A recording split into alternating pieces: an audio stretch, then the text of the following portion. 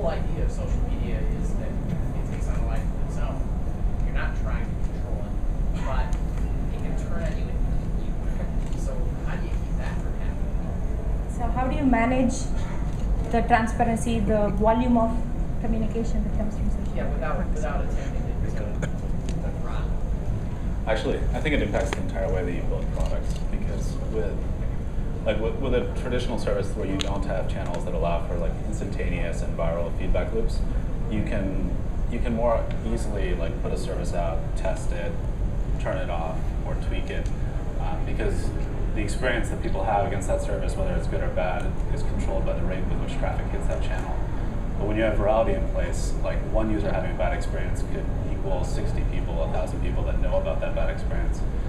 So the way that we approach feature development, which I think is very different, is we actually create a very sanctioned pool of beta users, which are our community leads. They're our most vocal, for good or for bad, users within High Five, and we test everything with them ridiculously before we actually bring it to market.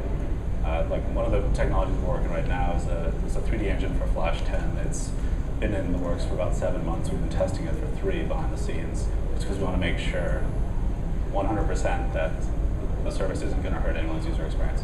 Right. I'm watching one of my competitors right now that's destroyed because of what's happening in social media. They have lost control of the conversation, and I really expect it's going to put them out of business. And I'm looking at that and going, wow, I'm sure glad that's not me. I suspect as a brand or as a product, drawing boundaries. Okay, so I just want to repeat the question. Okay. So he's talking about his own experience where he's watching his competition, where there is a lot of social media chatter and it's troubling his competition.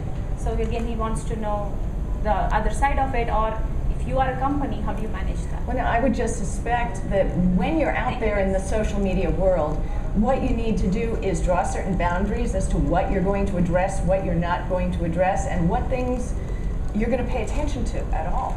And I think you need to establish that before you jump in, and not just jump in and join into every conversation and start defending yourself at every turn. You really have to have a policy. It's not a game. So one thing is, Andrew said that you basically listen to your core set of vocal customers. Yep.